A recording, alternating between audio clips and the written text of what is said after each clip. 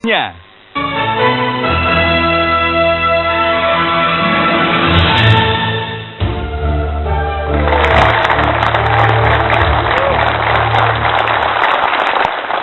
Baik, kita lanjutkan. Mas, kalau Anda dikasih kesempatan sekarang, Anda mau bertanya sama siapa? Sama siapa aja sebetulnya Ya. kan pertanyaan saya tadi hampir sama untuk semuanya. Cuman yang saya merasa ini gini loh. Kalau kita bicara dalam konteks ini sebagai wakil rakyat ini, saya hanya merasa bahwa kalau penderitaan rakyat 2 atau 3 penderitaan rakyat itu mereka rasakan, iya.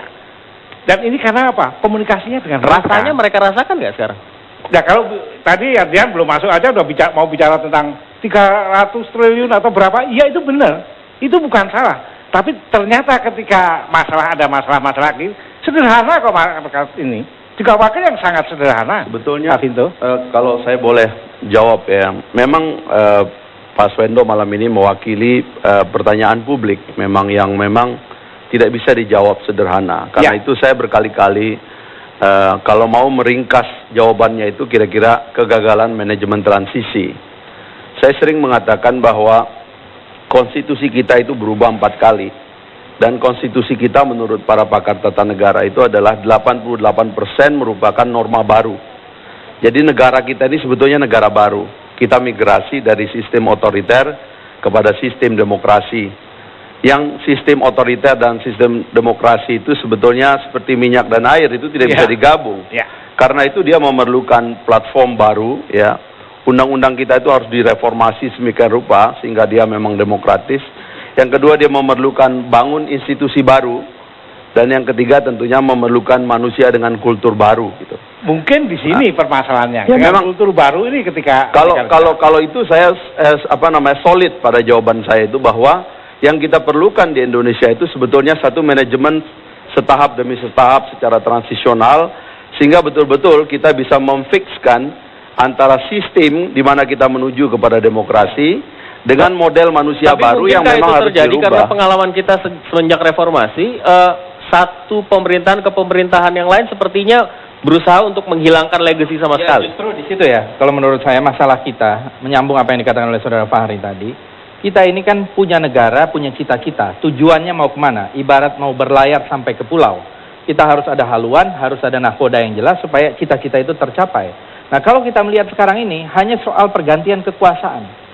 Tetapi tidak ada satu kesinambungan antara satu dengan yang lain. Dan kemudian tidak ada juga apa yang tadi dikatakan oleh Saudara Alvito, kadang-kadang dekonstruksi terhadap masa lalu. Dekonstruksi, nanti ada penguasa baru, dekonstruksi terhadap sebelumnya. Dan ini membuat kita sebagai bangsa, sebagai negara, itu tidak pernah menjadi dewasa. Harusnya kan ada change and continuity. Ada perubahan, ada kemudian yang dimaksud keberlanjutan. transisi yang mana? Karena kalau yang dimaksud kegagalan transisi ini tidak diperjelas, dan harus ada proses cleansing rezim, jangan-jangan Fadlizon bagian harus di cleansing. Kenapa? Dia anggota MPR saat itu. Begini, menurut saya, Saudara Ardian, kita ini kalau kita melihat masa lalu, apalagi di era reformasi, apakah reformasi ini sudah berhasil atau tidak? Menurut saya masih banyak PR yang belum selesai dari reformasi ini.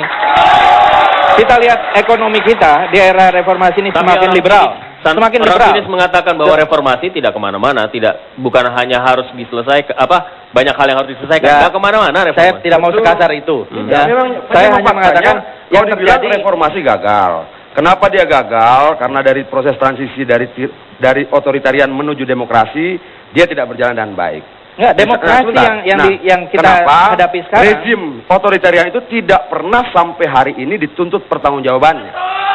Demokrasi terhadap seluruh pelanggaran masa lalu, korupsi masa lalu. Kalau kita kaitkan dengan perdebatan misalnya bagaimana kemudian rakyat Jogja harusnya menuntut pertanggungjawaban Soeharto ketika kasus Gedung Ombo. Enggak begini ya. Kalau kita bagaimana kemudian undang-undang di era reformasi sekian ini banyak rumah banyak hanya yang untuk liberal membangun waduk tanpa memperhatikan nasib orang yang tinggal di situ. Yang lain bagaimana? Yang lain selama rezim lama tidak pernah dituntut pertanggungjawabannya, kita akan terus mengulang itu dari menyalahkan masa lalu, itu tidak akan kemana-mana, Bung. Bagaimana jawabnya? Ini kan bagian dari saya mau katakan bahwa persoalan bangsa hari ini adalah persoalan ketidaktulusan kita dalam menyelenggarakan pemerintahan dan mekanisme kontrol. Itu saudara harus ingat baik-baik. Karena kita bicara dalam kapasitas sebagai kandidat parlemen member, calon anggota legislatif.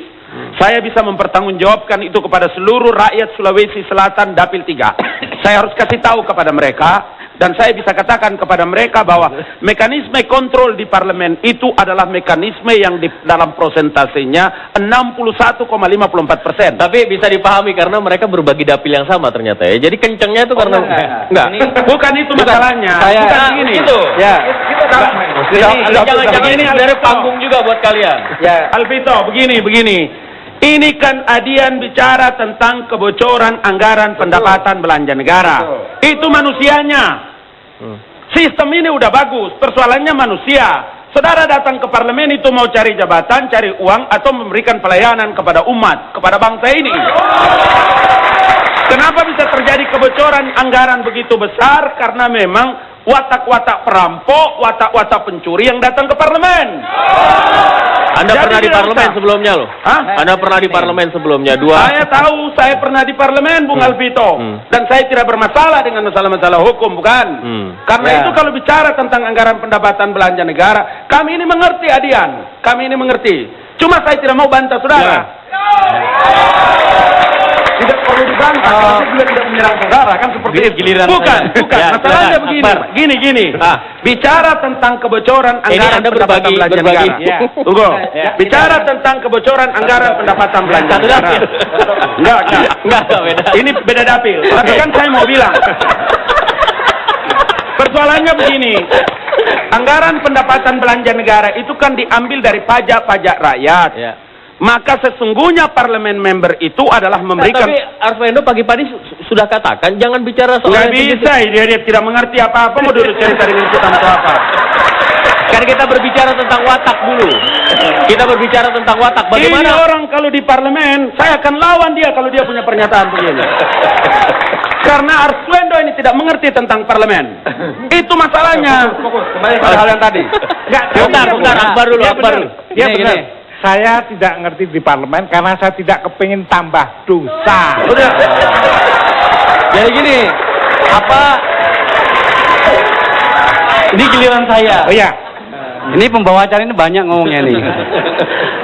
Saudara Adian, kami paham itu, insya Allah. Tentu saja meskipun saya tidak pernah menjadi anggota Banggar, angka 30% dan itu kan bukan isu baru. Sumitro Joyo Hadikusuma telah mengatakan itu puluhan tahun yang lalu. Realitasnya ada itu. Maksudnya tapi soal puluhan tahun terjadi kebocoran itu. Taruh dulu ya. Bahaya. Tetapi kemudian yang perlu Anda pahami juga bahwa sebenarnya mekanisme Anda yang ini loh, yang saya sukanya bahasanya Adian ini adalah saya membayangkan diriku sebelum masuk ke parlemen gaya demonstran begini. Tetapi enggak. Ya, Gini. realitasnya Sebentar, Bung. realitasnya di dalam Ini bagi saya bukan forum kita menyampaikan keluh kesah kita sebagai anggota dewan. Di sana itu berat, di sana itu begini, di sana bukan. Sebagai anggota dewan kita yang harus dengar bagaimana persoalan petani. Ya paham saya, petani harus mendengar bagaimana sulitnya. Mas Adian. Gini ya, Mas Adian. Selain soal kebocoran itu, enggak, kita yang punya presiden yang suka mengeluh. Banyak Anggota dewan yang suka mengeluh. Saya beritahu kepada Anda, saya tidak mengeluh. Selain soal anggaran itu, saya ingin memberitahu kepada Anda hal yang lebih berat dan sama sebenarnya persoalannya adalah bagaimana di negara ini dikelola dengan tidak benar dan kita sudah kehilangan niat baik. Satu contoh, pemerintah tidak mendengarkan DPR lagi.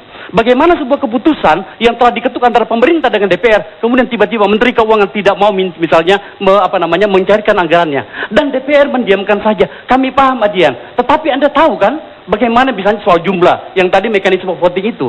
Saya mendoakan Adian bisa masuk ke DPR lagi nantinya dan melihat realitasnya kayak apa gitu. Kalau kita lihat masalah voting itu betul. Jangan sampai kita menepuk air kemudian memercik ke muka kita sendiri gitu ya.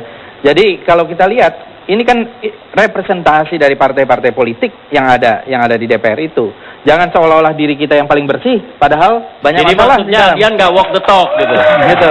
Dia ngomong apa, partainya ngomong apa. Iya, jadi kita harus betul-betul mencerminkan kalau masalah bersih atau tidak atau masalah perorangan atau institusi-institusi. Ya. Nah, ini yang kita harus pisah-pisahkan. Saya melihat ke depan itu terlalu banyak masalah yang memang harus dihadapi dan tantangan ini saya kira memang harus benar-benar dihadapi oleh orang-orang yang punya niat yang baik yang masuk ke dalam DPR. Nah, ada 30% dari 1.800 Bukan hanya itu, triliun. Bung. Sebentar. Anda hanya baru baca 1.800 soal itu. triliun Banyak yang lagi. hilang. Banyak lagi. Nah, jangan Bukan hanya itu. dirembet-rembetkan Bukan. pada sistem, pada apa, tidak. Itu Saya cuma baru tanya satu pada yang fungsi. pernah. Baru Saya satu tanya fungsi. pada yang pernah menduduki Sekarang- kursi dewan sekarang itu. kita tanya, itu Kenapa yang ngambil seperti siapa? itu? Yang Ternyata ngambil yang siapa? disampaikan Bung Akbar Jangan Faisal hanya bicara- lebih mengagetkan. Terjadi hanya puluhan yang tahun. ngambil itu siapa? Kalau terjadi puluhan tahun, kenapa dilanggengkan kejahatan itu? Enggak, yang pertama yang mengambil itu Saya siapa? boleh nggak saya menutup soal ini Enggak, dengan enggak. Adian ini dengan satu kata. Pada akhirnya mohon maaf sahabatku Adian, saya mengatakan bahwa ternyata Anda tidak memahami realitas yang ada. Iya. Maksudnya memahami realitas apa? Justru saya bicara karena setahu saya di luar sana ada sekian juta orang tidak punya lapangan pekerjaan. Paham, Kenapa? Pak. Karena hak mereka untuk dapat Paham, pekerjaan Pak, paham banget. hilang ketika uang 30% Betul. triliun itu hilang. Anda tidak salah, Anda tidak salah. Tetapi Anda melihatnya dengan kacamata kuda. Pak, boleh Bukan. nggak? Yang Anda Saya boleh nggak katakan itu nanya adalah kepada- realitas di dalam DPR dan rakyat tidak mau peduli itu. Baik, Kalian harus memahami realitas rakyat. Oke, Pak Ari, silakan. Boleh nggak nanya gitu bahwa apakah Saudara Adian pernah bertanya kepada fraksi PDIP Ya, tentang masa? persoalan itu? Anda jangan lupa bahwa fraksi PDIP itu salah satu fraksi paling besar di DPR. Ya. Pernah nggak Anda nanya kepada fraksi PDIP dan mendapatkan jawaban? Ya, Jawaban ya, Anda itu ya, Anda tawarkan ke ya. kami lalu kita berdebat. Jangan seolah-olah Anda ini bukan orang partai gitu loh. Iya. Padahal Anda itu orang partai. Sebab maksudnya pelaku korupsi itu partai. Enggak, Pertanyaannya pernyataan dulu, Anda pernah itu Anda- mengatakan bahwa seolah-olah yang korupsi itu partai. Oh bukan, lain Bukan lagi. dong. Dian.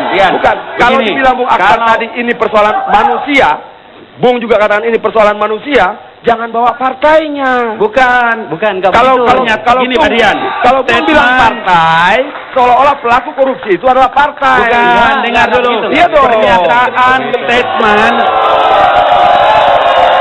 Ini pengantar ilmu politik mahasiswa tingkat 1. Gitu, pengantar ilmu politik mahasiswa tingkat 1. Jadi ada yang namanya fraksi, perwakilan itu, itulah suara dari partai. Kalau ada bicara oknum itu cerita lain lagi. Ya, gitu. saya tanya bukan oknum. Saya tidak bicara oknum, saya tidak bicara partai, saya tidak bicara generasi. Saya tidak bicara apa-apa. Yang saya tanyakan kenapa selama sekian tahun selalu terjadi kebocoran terus-menerus 30%. Hanya itu, sederhana pertanyaannya. Adian. Kenapa saya tanya? Ini ada hubungannya karena saya belum pernah duduk jadi anggota DPR. di situ Kalau begitu tolong jelaskan. Kenapa terjadi pembiaran itu? Enggak, Vita, bentar. Kita sudah jelaskan persoalannya, apakah Anda mau Nah, ini mendengarkannya 2 hari gitu 2 loh? malam Bukan. pun 4 lawan 1 nggak selesai-selesai. Anda melihat dinamika ini apa kemudian yang ada di benak? Karena kita sudah punya pemikiran tentang ini. Ya inilah wajah wakil-wakil kita. Kalian Apa? bisa menilai sendiri. Kacau ini. Oh, kan? Makin kacau ini. Jadi Pak, kita ini kan banyak persoalan yang mendasar. Perdebatan kita, saya kira masalah yang seringkali itu ada yang perdebatan substansial, ada yang sangat teknikal. Ya. Enggak, sebentar. Ini masih belum paham saya. Maksudnya inilah wajah wakil-wakil kita apa? Iya, cara mereka ngomong, cara mengumumkan pendapat, tinggal kalian milih apa tidak milih, kan cuma begitu. Substansinya dong, Mas. Substansinya kalau ini tidak bisa dimengerti oleh wakil Golkar, jangan milih Golkar, gampang. Nah, bukan. Substansi iyalah. Kalau itu nggak bisa dimengerti, Enggak. kita nggak Gini, milih. Pak Arswendo, Ya. pernyataan Anda ini tidak saja sesat tapi menyesatkan. Karena saudara mesti mendudukan persoalan apa yang kami perbincangkan. Kalau saudara Adian ini adalah representasi lembaga survei atau LSM, dia boleh datang bicara seperti itu. Karena masalah yang dia kemukakan ini adalah masalah yang semua partai di parlemen mengalami hal yang sama. Itu yang saudara Arswendo itu bikin sebagai jenaka tempat ini, padahal kita mau bicara tentang persoalan yang benar. Oh, kan yang benar begitu. Jadi Ya. jangan jenaka, jangan. Baik. Nggak boleh jenaka, nggak boleh. Karena itu saya bilang, kalau Arvito tanya lagi kepada Arswendo ini artinya tambah sesat dan menyesatkan. Ya, kan? Orang Kita- tidak mengerti. Supaya tidak tersesat, yaitu gitu aja lah. Nanti diprotes lagi. Arswendo, Ya. kita berikan aplaus. Terima kasih, Mas. Silakan kembali ke tempatnya. Kami akan kembali sesaat lagi di duel kandidat. Tetaplah bersama kami.